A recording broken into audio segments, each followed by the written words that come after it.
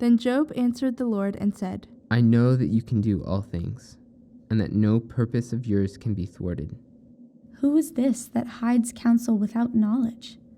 Therefore I have uttered what I did not understand, things too wonderful for me, which I did not know.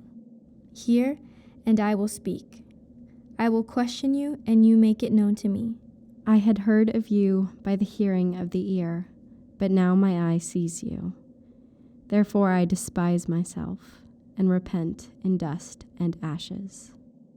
O Lord, I marvel that thou shouldst become incarnate, be crucified, dead, and buried. The sepulchre calls forth my adoring wonder, for it is empty, and thou art risen. The fourfold gospel attests it. The living witnesses prove it. My heart's experience knows it. Give me to die with thee, that I may rise to new life. For I wish to be as dead and buried to sin, to selfishness, to the world, that I might not hear the voice of the charmer, and might be delivered from his lusts. O Lord, there is much ill about me.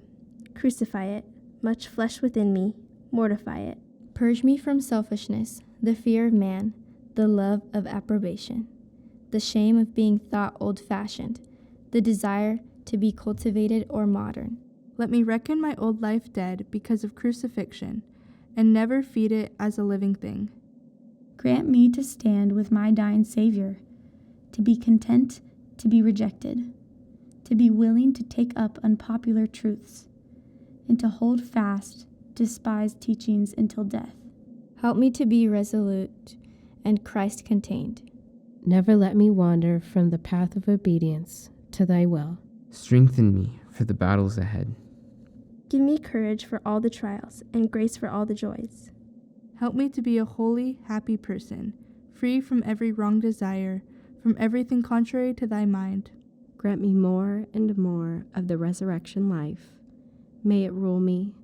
May I walk in its power and be strengthened through its influence.